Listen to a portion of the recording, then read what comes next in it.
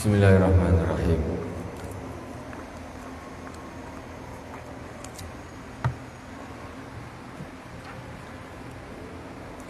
Kita lanjutkan Sahih Al-Bukhari.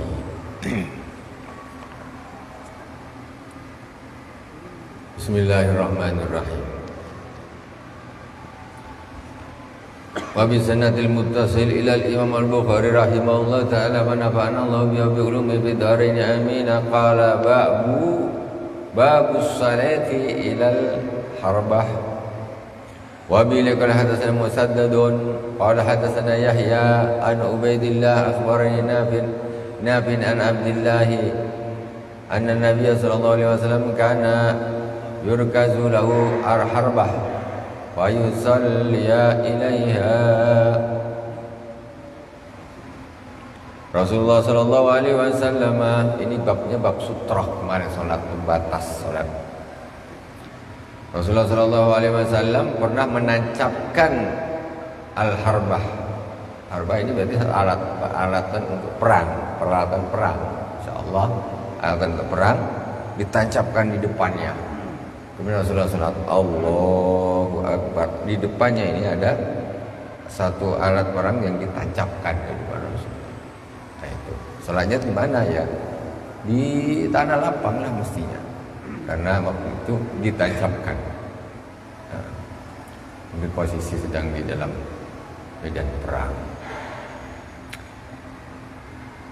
Kalaupun di masjid pun bisa, karena masjidnya Rasulullah itu tidak di keramik. Di masjid pun bisa menancapkan. Babu salati ilal anazah. Wa bi ilakul hadatsana Adam. Qala hadatsana Su'batu qala hadatsana Aunun an ibn Abi Juhaifah qala sami'tu Abi qala kharaja alaina Rasulullah sallallahu alaihi wasallam bil hijrah wa utiya bi wadu'in فَتَوَدَّأَ فَصَلَّى بِنَا الظُّهْرَ وَالْعَصْرَ وَبَيْنَ يَدَيْهِ عَنَزَةٌ وَالْمَرْأَةُ وَالْحِمَارُ يَمُرُّونَ مِنْ وَرَائِهَا.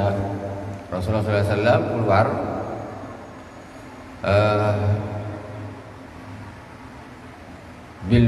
bil hijrah, keluar hijrah. Kemudian di perjalanan itu, di dalam perjalanan waktu salat masuk, Rasulullah dikasih air untuk wudu. Rasulullah wudu. Kemudian Rasulullah salat mengimami kami zuhur dan asar. Wa baina yadayhi anazah, dan di depan Rasulullah itu ada tombak yang ditancapkan. Dia jadi imam, depannya Rasulullah ada ditancapkan tombak sebagai sutra. Sementara orang-orang perempuan himar lewat di belakangnya ini tadi tombak tadi. Ini imam, tombak, nah di sini baru orang perempuan himar lalu lalang. Nah, jadi itu tidak mengganggu sholat kalau sudah dikasih sutra.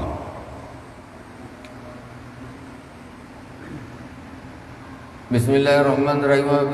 Ilaikul hadatsana Muhammad bin Hatim bin Bazi'in qala hadatsana Syailan an Su'bata an Atha ibn Abi Maimunah qala sami'tu Anas bin Malik qala kana Nabi sallallahu alaihi wasallam idza kharaja li hajatihi tabi'tuhu ana wa ghulamun wa ma'ana ukazatun aw asa aw anazatun wa ma'ana idawatun. Fa idza faragha min hajatina walnahu al-idawah. Kata Sayyidina Anas bin Malik, Rasulullah SAW ketika keluar untuk membawa hajat, kami mengikutinya, saya dan ada gulam, pembawa sahaya atau anak laki-laki, seorang anak laki-laki. Dan kami membawa semacam tongkat ataupun tombak, dan kami juga bawa semacam ember. Faidza faragha min hajatina walnahu al-idawa. Ketika Rasulullah selesai buang hajatnya, kami berikan ember air itu tadi. Kalau kita sekarang buang hajat di kamar pribadi, jadi buang hajat ada di dalam kamarnya. Kalau Rasulullah keluar.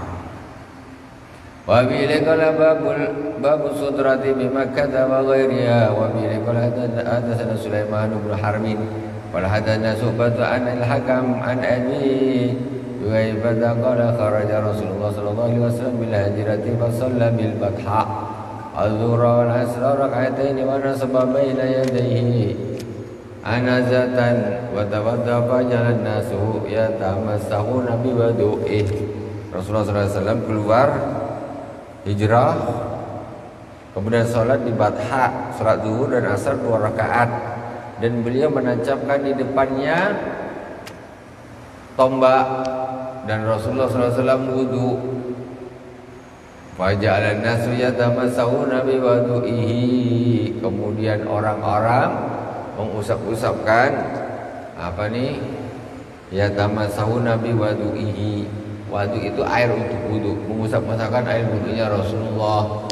Rasulnya kalau wudu airnya itu untuk rebutan sama para sahabat. Airnya Rasulullah ini bekas wudunya itu untuk rebutan, diusap-usapkan di badan, di muka. Rasulullah wudu ditadah sama Rasulullah, diusap-usapkan. Ini dalil berkah, mengambil berkah, berkahnya baginda Rasulullah Sallallahu Alaihi Wasallam. Apa yang disebut di dalam surah itu, kami ini kayak hampir nak bunuh-bunuhan gitu istilahnya, bahasa anunya inilah, untuk saling berebutan air wudunya Rasulullah SAW. Saya gini, ayo aku gitu, rebutan. Kenapa gitu? Berkah lah. Makanya kita jangan tak percaya sama berkah. Para sahabat aja melakukan hal demikian untuk apa? Kalau tidak ada berkah di situ atau haram di situ, saya pergi haram. Maksudnya tidak begitu, dibiarkan sama Rasulullah. Para sahabat berebutan air wudunya, diusapkan badannya, di mukanya. Maka disebutkan dalam sebuah hadis meriwayatkan sampai ada sahabatnya memang tak dapat, orang itu rebutan bagian atas, airnya wudunya Rasul dah kena kawan-kawannya atas di bawah, air tak dapat apa-apa katanya, dia habis. Tangan dia berubah bekas wudunya Rasul, ada dia tak dapat aku. Kemudian dia mengambil basah-basah tangan kawan-kawannya, tangannya kawannya dapat tadi itu, tengok masih basah, diginikan dia. Nah, jadilah. Itu saking apa nak mencari keberkahan dari baginda Rasulullah Sallallahu Alaihi Wasallam. Jadi jangan disalahkan ketika orang percaya kepada berkah. Yang tidak percaya berarti pada waktu itu tak mau dia. Apa ini rebutan air wudu Rasulullah, haram tak ada tuh berkah lagi. Para sahabat rebutan, rambut Rasulullah bikin rebutan, rambut Rasulullah. Iya. Kemarin kan ada kita di sini nih, adanya rambut Rasul, kemudian dokter Rasul, semua macam-macam lah. Betul tak tidak dulu. Wallahu subhanahu wa ta'ala alam. No comment. Kayak seperti itu harus ada periwayatan. Perjalanannya dari sono sampai ke sini, dari zaman ini turun ke sini, turun ke fulan, dipegang fulan, sampai di fulan, kemudian diantarkan ke fulan. Itu riwayat harus jelas.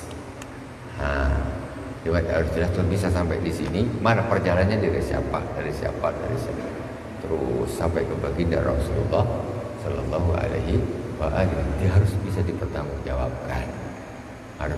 Jadi jawabnya wallahu a'lam, no comment. Wallahu a'lam. Ya mukjizat Rasulullah. Ya mohon maaf kadang-kadang kita bingung.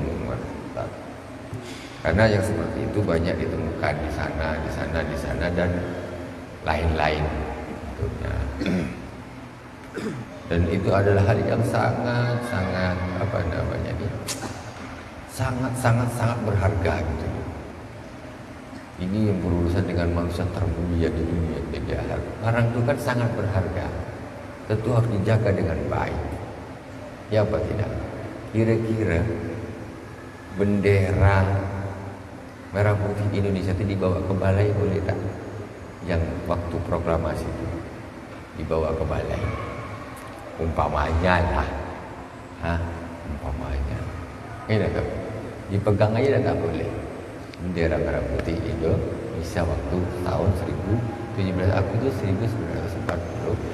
Barang itu barang sangat berharga, itu kelasnya bendera kemerdekaan Republik Indonesia yang jatuhnya baru berapa? 45 jadi 2023. Baru berapa tahun? Berapa tahun? 79. Ini barang ini sudah 15 abad, sekitar 1400-an tahun yang lalu. Jadi wallahu a'lam. Wallahu a'lam. Tapi ada yang memang original ada, ya. Cuma kan kita berbicara ini masalah yang sampai kemana-mana ini. Kalau yang original itu dia mesti ada periwayatan, ini bisa sampai di sini diambil dari mana? Ini diambil, umpamanya contoh dari Madinah, diangkat oleh Khalifah Turki Utsmani, ditaruh di sini, dari sini. Jadi perjalanannya tuh jelas, Kita lanjutkan. Rambut Rasulullah ada, yang original ada, bukan tidak ada. Cuma yang kita bahas ni yang sampai kemana-mana ini, itu kita wallah alam tidak tahu. Bismillahirrahmanirrahim.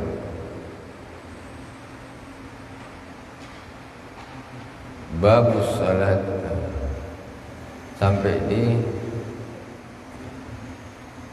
wa bi ilaikul hadatsana babus salati ilal ustuwanah. Ada ganti bab salat menghadap ke tiang. Salat menghadap ke tiang. Wa qala Umar al-musalluna ahaku bisawari minal mutahaddisina ilaiha. Wara Umar rajulan yusalli bainal ustuwanatain fa'adnahu ila sariyatin faqala salli ilaiha. Sayyidina Umar mengatakan, orang-orang yang salat itu lebih berhak terhadap tiang-tiang masjid daripada orang-orang yang ngobrol-ngobrol. Orang kalau ngobrol sukanya di mana duduk? Dekat masjid, sandar, kan gitu. Paling enak tuh, tiang masjid itu paling enak tuh. Untuk nyandar, habis itu ngobrol-ngobrol gini-gini. Apa kata Sayyidina Umar? Orang-orang yang sholat itu lebih berhak terhadap tiang-tiang masjid ini daripada orang yang hanya ngobrol-ngobrol aja, ngomong-ngomong. Apa maksudnya nih? Bara'a Umar rajulan yusalli bainal ustuwanatain. Kemudian Sayyidina Umar ini melihat ada seorang yang salat antara dua tiang. Istilahnya ini tiang, sana tiang, dia salat di situ. Tengah. Ini tiang, itu tiang, dia salat di situ. Sayyidina Umar nengok. Fa'adnahu ila sariyatin. Kemudian Sayyidina Umar mendekatkan kepada tiang yang satunya. Dia dekatkan. Ini tiang, itu tiang dia dekat tengah-tengah. Sayyidina Umar kemudian mendekatkan orang tadi ke tiang yang otomatis yang depan lah. Dekat. Supaya menjadikan tiang ini menjadi sutroh. Tiang ini menjadi sutroh. Faqala salli ilaiha. Salat sini. Maksudnya menghadap ke tiang ni. Maksudnya bukan menyembah tiang, maksudnya menghadap ke tiang, jadikan tiang ini sebagai sutroh. Dia tolak pas tengah-tengah jauh pula, dari tengah-tengah tiang sana jauh, tiang sini jauh, ditarik. Salat sini, kata Sayyidina Umar bin Khattab radhiyallahu taala anhu. Jadi ada sutrohnya, yaitu tiang itu dijadikan dengan sutroh. Wa bi ilaikul hadatsana al-Makki bin Ibrahim qala hadatsana Yazid bin Abi Ubaid qala kuntu ati ma Salamah bin al-Aqwa. سلامة بن الأقوى ويصلي عند الأسطوانة الذي عند المصحف فقلت يا أبا مسلم أراك تتحرى الصلاة عند هذه الأسطوانة قال فإني رأيت النبي صلى الله عليه وسلم يتحرى الصلاة عندها. Sayyidina Abi Ubaid berkata, saya mendatangi Ati ma'asalamat al-aqwa wa yusalli indal mustuwana, saya mendatangi Salamah bin al-Aqwa, dan dia sedang sholat di satu tiang indal musaf, di dekat musaf itu ada musaf. Fakultu ya Aba Muslim, kemudian aku tanyalah, wahai Aba Muslim, kunyahnya, aku lihat engkau araka tatahara salata indah hadil ustuwan, aku lihat engkau ini sangat memperhatikan betul nak solat, maksudnya sangat mementingkan betul solat di tiang ini gitu loh. Aku masih tengok engkau solat mesti dekat tiang ini, aku mesti kena solat, kau mesti engkau ni kok terlalu menganggap mementingkan, memperhatikan betul gitu. Nak solat di tiang ini. Tanya dia, kenapa sih? Kenapa? Betul. Apa kata beliau? Faqultu ya qala fa inni ra'aitu Nabi sallallahu alaihi wasallam yatahara salata indah. Maka sesungguhnya aku melihat Nabi Muhammad sallallahu alaihi wasallam yang selalu memperhatikan untuk sholat di dekat tiang ini. Jadi Rasulullah itu pun kalau sholat dia itu selalu mendekat ke tiang gitu, supaya tidak terganggu oleh orang yang lalu lalang. Dijadikan tiang itu sebagai sutra. Maka kita juga kalau sholat usahakan cari sutra.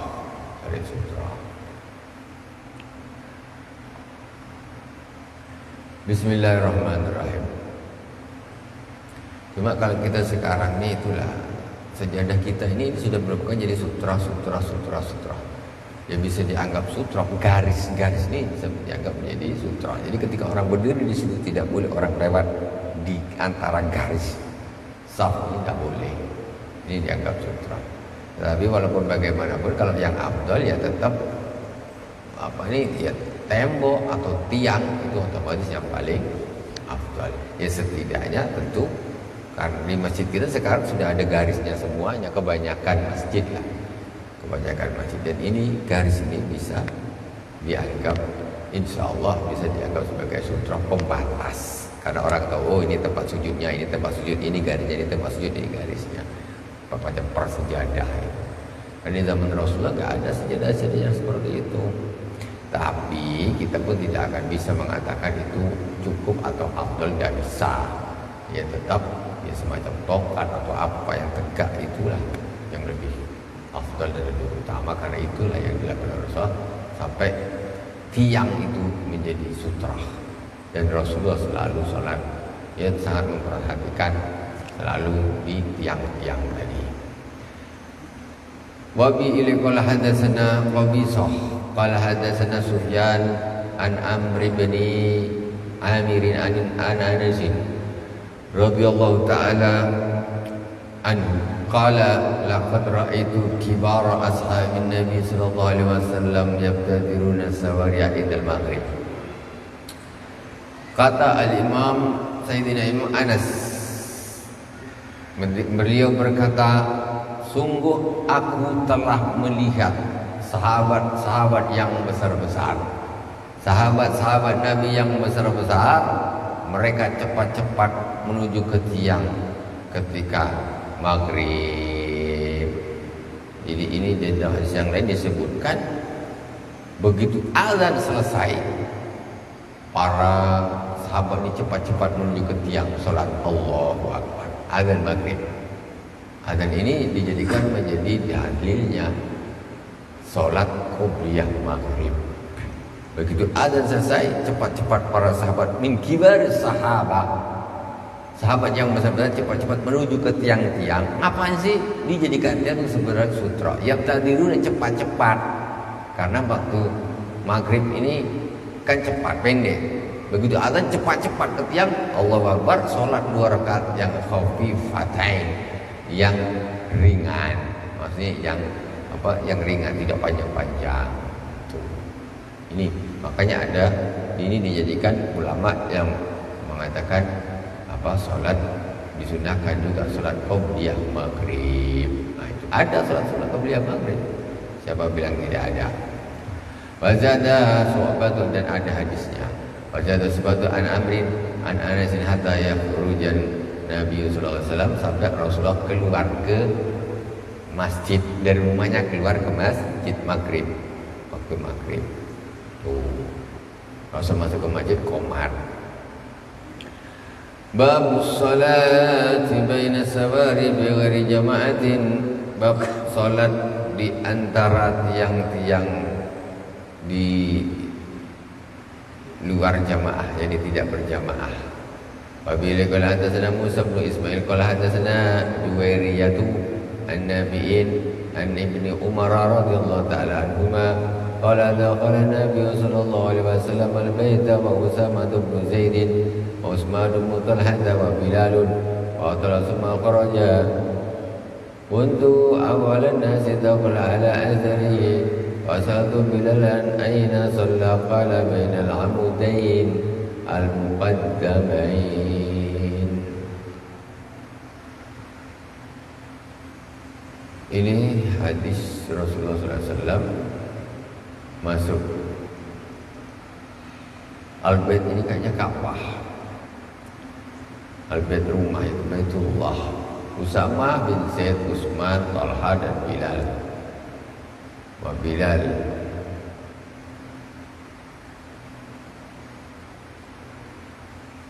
bersama dengan Sayyidina Usamah, Sayyidina Utsman, Sayyidina Talha dan Sayyidina Bilal. Kemudian Rasulullah berlama-lama di situ, ya, di Ka'bah. Fa'atala summa kharaja, lama di situ. Yang luar kan tak tahu ngapa Rasulullah lama. Nah, kemudian Rasulullah keluar. Untuk awal nasi dakhala ala atharihi, dan saya adalah orang yang pertama masuk ke Ka'bah setelah Rasulullah dikeluar. Begitu Rasulullah keluar, saya langsung masuk. Kemudian saat aku tanya kepada Bilal, aina shalla, Rasulullah di salatnya di mana ya? Sayyidina Bilal kan ikut Rasulullah tadi ke Baitullah, ke Ka'bah. Kan saya bertanya Bilal, di mana salat Rasulullah? Qala bainal amudain al-muqaddamain, antara, jadi di dalam Ka'bah itu ada 2 tiang. Tiang antara 2 tiang yang paling depan, kata Sayyidina Bilal. Ini babu sulati baina sawari bi ghairi jama'ati. Nah, kalau tidak sholat jamaah, ini tiang dia sholat di sini. Itu terjadi di Ka'bah. Wallahu a'lam.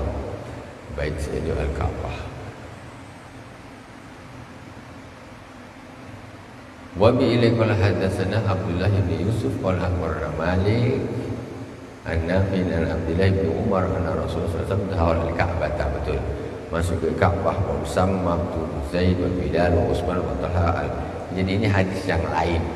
Ini hadis yang lain, dia menguatkan hadis yang sebelumnya, yaitu Al-Bait, yaitu Al-Ka'bah. Tapi kita lanjutkan insyaallah di pertemuan yang akan datang. Mudah-mudahan berkah dari awal sampai akhir, pun atas segala kekurangan. Subhanakallahumma wa bihamdik, asyhadu an la ilaha illa anta, astaghfiruka wa atubu ilaik. Wa sallallahu ala sayyidina Muhammadin wa ala alihi wa sahbihi wa baraka wa sallam. Alhamdulillahirabbil alamin. Wassalamualaikum warahmatullahi wabarakatuh.